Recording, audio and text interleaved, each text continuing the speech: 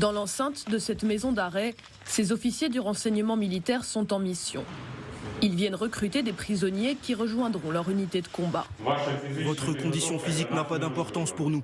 Votre âge n'a pas d'importance. Nous vous donnerons une formation digne et nous développerons les compétences dont vous avez besoin. Les prisonniers présents se sont tous portés volontaires pour se battre. Sont exclus du recrutement les hommes condamnés pour viol et cette unité n'accepte pas non plus les condamnés pour trafic de drogue.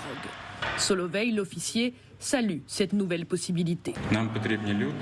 Nous avons besoin de gens, de vrais héros, qui peuvent exécuter des ordres difficiles. C'est-à-dire que le critère principal est psychologique. Dans les prisons ukrainiennes, il y a une vraie discipline.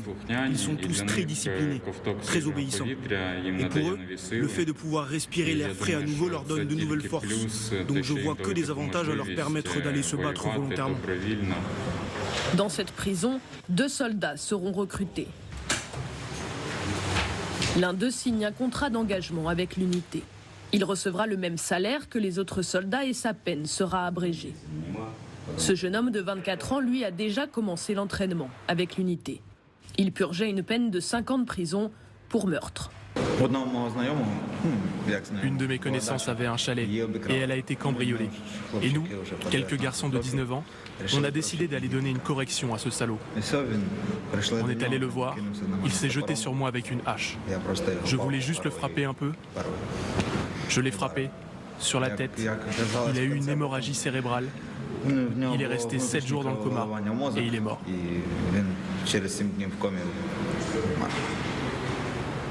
Rejoindre les forces armées lui a permis d'être libéré 1 an avant sa sortie.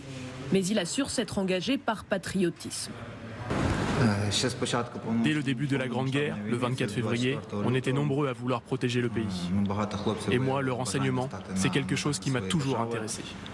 Arriver en douce, faire un énorme coup, c'est très intéressant. Après 1 mois et demi d'entraînement, il participera à son premier assaut. Dans cette base de l'unité, les anciens prisonniers sont placés devant les portraits des soldats morts au combat. L'objectif, dit un officier, leur enseigner que la liberté a un prix.